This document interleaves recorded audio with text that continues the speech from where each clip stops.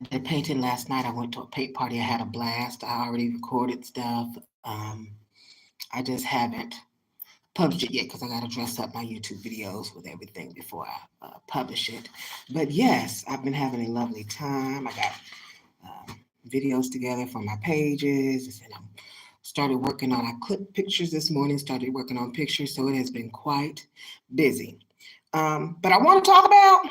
Oh, and I did look up adult um, entertainers. I looked up two to cover one of the days that I did not cover. And I don't normally do it on the weekend, but I'm going to be covering two. And we have already talked about what is money, the myths of money, the science of spending, the science of debt, the science of generating income, the science of creating wealth, the science of multiplying wealth, the science of wealth protection. We are now on the science of money and happiness. Let's get real happy. So I ended on page 192 of this lovely novel, in case you want to do a screenshot. It only has 10 chapters.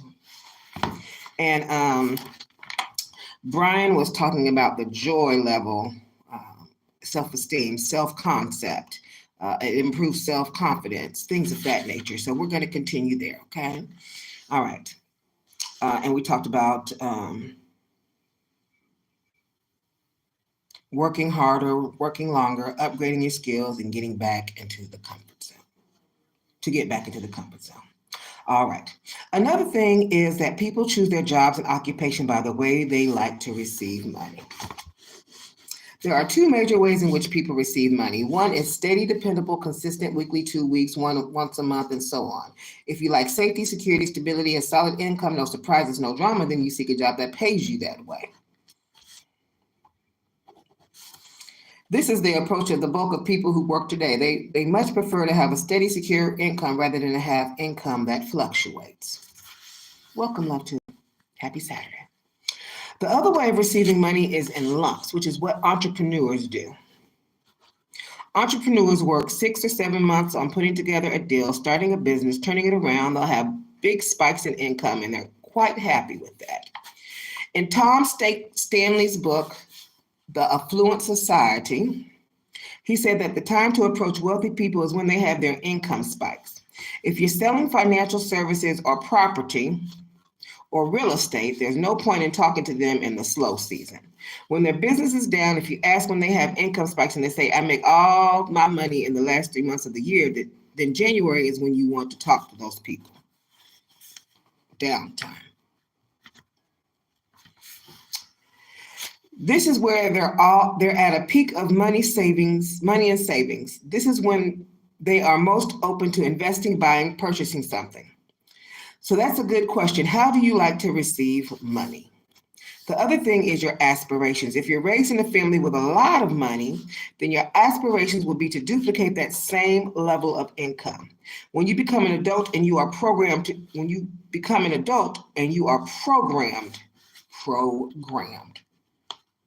to duplicate it. You're programmed to strive, to upgrade your skills, to work harder, to never be satisfied with a lower standard of life than you were brought up in. This is why so many people who come from entrepreneur households become entrepreneurs and start their own businesses themselves. That's their worldview. That's their concept. That's also why people who work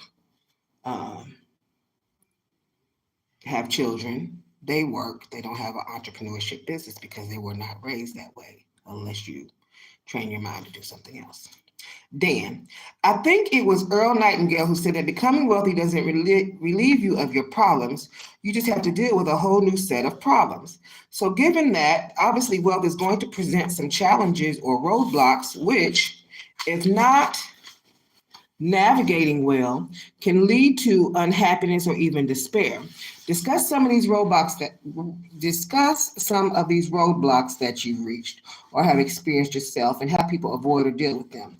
Some that come to mind are less free time, less family time, higher levels of divorce, particularly for entrepreneurs, higher level of stress or complexity due to increased possessions and more liability.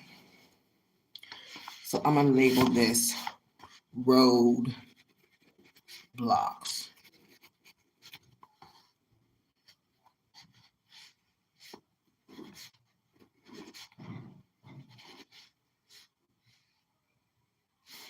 Entrepreneurs have a higher level of divorce.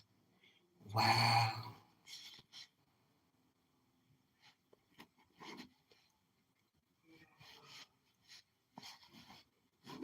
All right. Brian, Abraham Maslow, the great psychologist, said that we have two types of needs. Deficiency needs, where we're trying to compensate for deficiencies in safety, security, and belongings. He said we also have being needs. We are trying to fulfill our potential. The needs have to do with self-esteem and self-actualization. He said that 98% of people have deficiency needs. They are striving to compensate for feelings of inferiority, inadequacy, frustration, and lack of happiness. My goodness gracious. They think if they achieve financial well-being, this will compensate for the aching, angry, insecure feeling that they have inside, and that they are always astonished when it doesn't. One thing I began to teach a few years ago is summed in a very simple statement. There is no joy in things. All joy comes from relationships. All joy comes from your interaction with other people. You may get joy from a sporting event, climbing a mountain or something like that, but you won't get joy from things. I'm gonna keep that thought to myself, but I got some joy this morning, honey, and you just go to the... Anyway, it's a thing. Okay. A man could save his money and have an incredible year and go out and drive home with 350,000 silver cloud Rolls Royce. Then he parks in the driveway and walks in the house, and his wife is angry. Oh my goodness. Because he was supposed to have phoned a couple of hours ago and she didn't know whether to prepare dinner. Now he's in an argument. Y'all are arguing over dinner. Y'all better order some fake kind of chicken. Or a vegetable plate from somewhere. Why are y'all fighting over dinner? That's just nuts. Now he's in an argument with her and he forgets the car ever existed. In other words, the thing vanishes in your radar screen of what makes you happy or unhappy. Okay. Another important thing about successful people is optimism. The founders of the most successful, fastest growing companies all have the quality of optimism. Researchers are amazed successful people have off the clock levels of optimism. They are so positive about themselves and their company. Go back and ask, well, why did they start their company? The answer was because they really love the product. So now they're spending all day long product selling, marketing, delivering, and seeing the results for their product. Producing, selling, marketing, delivering, and seeing results. 1, 2, 5 steps. That's what it's saying. That's the blueprint. That's the marketing right there. The people are working longer, harder hours, but they love to work at this. As a matter of fact, it is a deprivation to take them away from their work. It is punishment.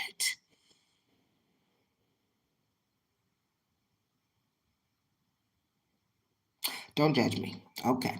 My partner, Eric, and I joke about this, how we love to work.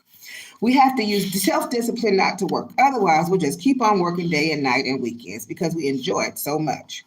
If you want to be successful, you have to deliberately decide to take time off. You have to schedule the time off, and you have to be adamant about not doing anything during the time until you get used to it.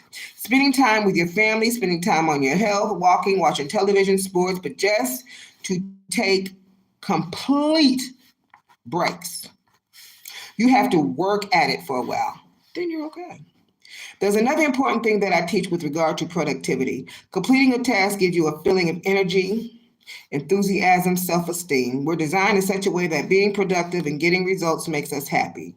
If we're being productive and getting results in our business... in 15 minutes. Public computers will shut down automatically 5 minutes before closing. If you have any materials to be checked out, please take them to the circulation desk at this time. If you need assistance finding materials, please come to the information desk. Thank you so much for being patient through the public service announcement, darlings. Okay. If we're being productive and getting results in our own business, it makes us happy. It truly does. If we're earning money, we're selling products, we are moving our head, our business is growing, our customers are happy, we're getting more customers, making more sales, it makes us happy all the time. It's mainlining happiness. I receive all that, dear Creator. Universe, go forth. With me having a little gas to the pedal to it as well. And bring that to me. Amen and I'll see. Let's keep it moving. If you manage your time really well, you plan your days and you work on your most important task and then you complete those tasks. Every time you do, you get a release of endorphins in your brain, which makes you happy. It gives you energy, makes you more personable, increases your creativity, strengthens your immune system. Amen, my immune system. Many people who are doing something that they love, really starting and completing tasks, are mainlighting this happiness all the time. Welcome, LoveTuber. Happy Saturday. Some may say these people are successful, but they're not happy. Well, we've done the research, and the fact is that successful people, rich people, are very happy. They just have a higher class of problems. Oh, okay. Let's talk about it. Their higher class of problems is, okay, I was wondering, which first class restaurant do we want to go to?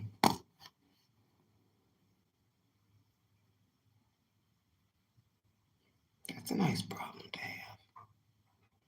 Do we order the filet mignon on the Australian lobster or the Australian lobster tail? When we go to Paris, do we stay at the George V or at another first class hotel that costs an outrageous fortune?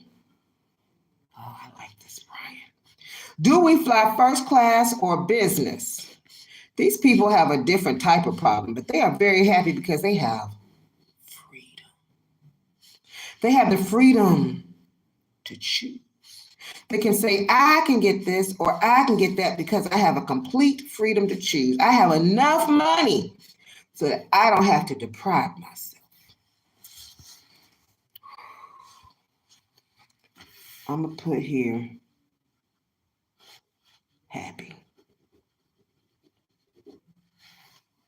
Here's another thing about self-made millionaires especially. When a man starts to make a lot of money in his own business or in anything else, his expenditures on himself, his clothing, his shoes, things like that, stay at the same level. Interesting.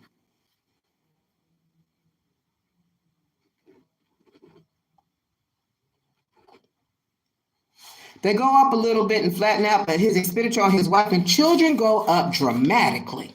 Gosh, why? It is because men get tremendous joy from providing well for their families. Amen. They reach a certain level. One pair of shoes is enough. A couple of suits is enough. Men can just wear the same things and dress it up by changing their tie or their shirt. Women like to have 50 pair of shoes, he's right, and a closet full of dresses, he's right again. There's a different relationship between success and happiness, but it has to do with freedom, doing what you love, doing it well, being acknowledged, and then there is the score. The score is that you earn more money. And so you could just say, boy, we're doing well. We had a great week, had a great month, had a great year, and we are successful, and success makes people happy. Dan. This brings up the thought about providing for your children. Hopefully all those people who are reading will give this book to their kids so they are able to learn these ideas and to get started on the right path financially. But if you are someone who has worked hard and you've earned a great deal of money, you've had to go through all the work, all the trials and tribulations to get where you are, and then your kids are raised in relative luxury. Brian, what are some ideas that financially successful people can use to raise their children with the same set of values and work ethic that they had? That's a good idea.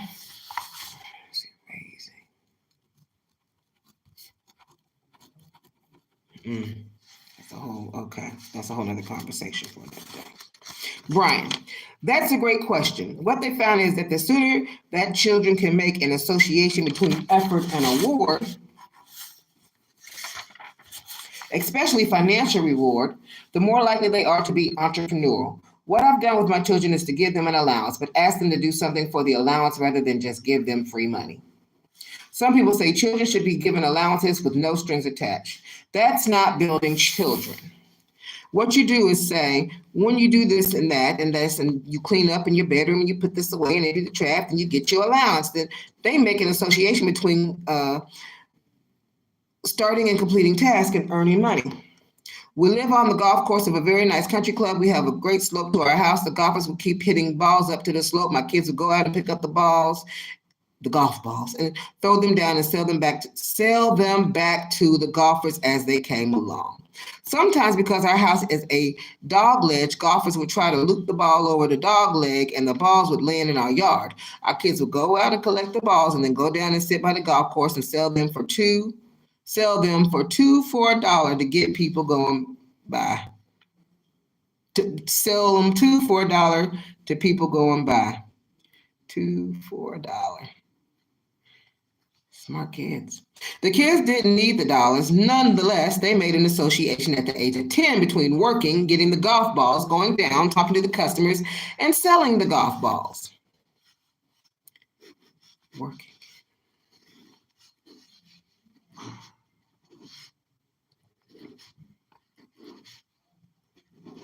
The golfers would come by and they look at the golf balls and they pick up the 2 that they wanted for $1. My son would negotiate with them and come back with the dollars. Each of my kids has had jobs as well, part-time jobs when they were growing up, and they did that spontaneously. We have always taken them to the office. They come to the office and they see us working, me and especially Barbara. They say that mom and dad are always working. It's an association between our standard of living and the fact that mom and dad are always working. Welcome, LOVETubers, talking about the science of money, darling. Hope you're having a happy Saturday. We talk to them about work and about the business and about our staff. We include them as if they are full-time directors, our staff members, or shareholders, so they get this feeling that they are part of the business enterprise.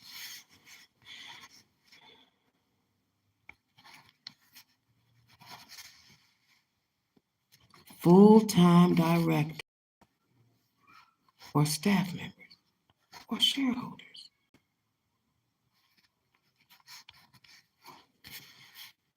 Rich people talk.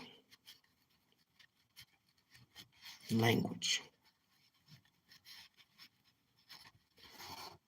Dan. Brian, to a certain degree, do you think that this whole concept of happiness, this must be a long chapter.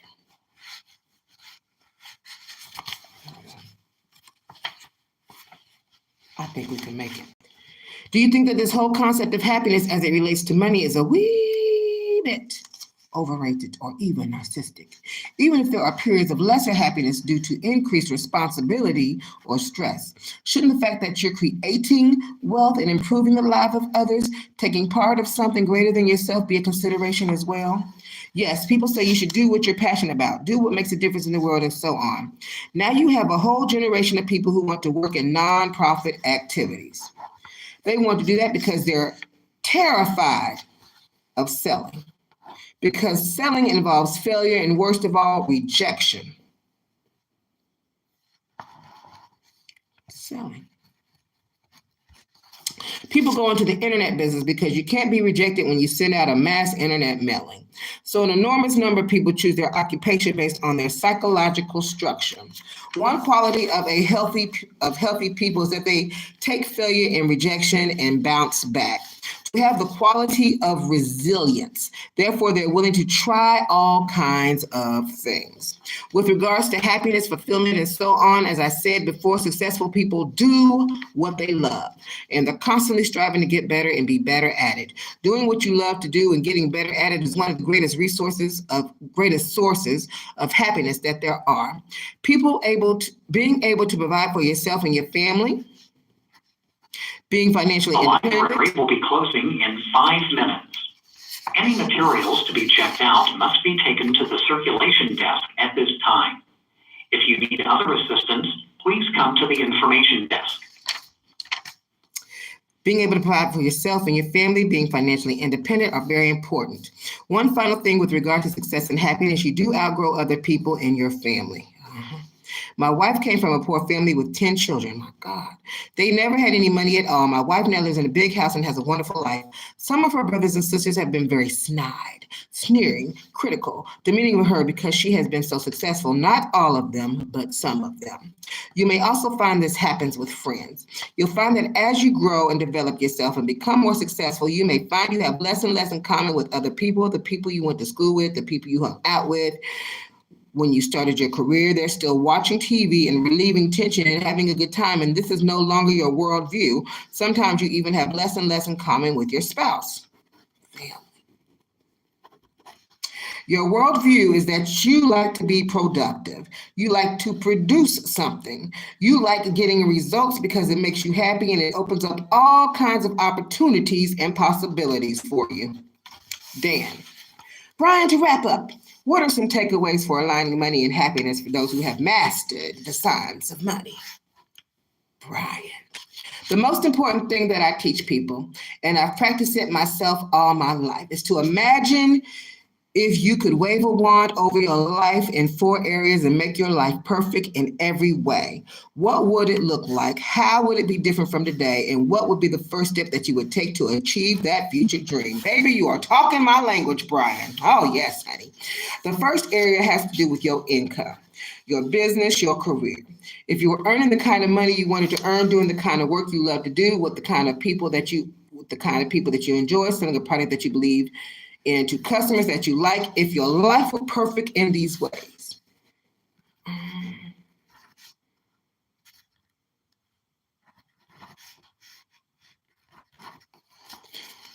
And how would it be different today? What's the first step you would take to begin moving from where you are today to that perfect future? The second area has to do with your family and your relationships. If your relationships, family, lifestyle, home, vacation, everything were just beautiful, how would they be different from today? First, second. Third, look at your health. If your health was perfect, if you were absolutely extremely fit, healthy, fit, lean, trim, the best you could possibly be, how would that be different from today? And what would be the first step you could take to move toward that goal? We are almost at the end. Finally, your financial situation, which is financial freedom. Can you determine exactly how much money that you would need coming in each month from your investments to be able to retire and never have to worry about money again? How much money would that be? What would be that number? Set down that number as a goal and project forward to when you would want to have it. Then go back to the present and ask, what would be the first thing you have to do to start accumulating that magic number where you would never have to work again? Now, here's the interesting discovery. People who do this do not think about not working again because they want to continue working all their lives. They just want to have the choice. They want to be able to choose not to work. So pick your number. Do you know that 80 to 90% of Americans don't know what that number is? Sit down and analyze your total expenses per month, both fixed and variable. Things that happen, look at your bills. Look at your payments. How much would it cost you to live if you had no income coming in? That's the magic number. How much would it cost per month, per year? The magic number. Then you multiply that annual amount by 20, so it costs you $5,000 a month. That's $60,000 a year. That's $1.2 million. At that rate, you could draw down $5,000 a month for 20 years. And you'll never run out of money for the rest of your life. If you need more, then calculate it out. Work it out. Write it down and start striving toward that number today. The very act of being clear about what your perfect life would look like in these 4 areas and then taking the first step and starting to move toward it will make you happy all the time. Thank you for joining me, LOVETubers. We have ended chapter 9. We've got 1 chapter left. Have a fabulous weekend. The library is now closed. Good night.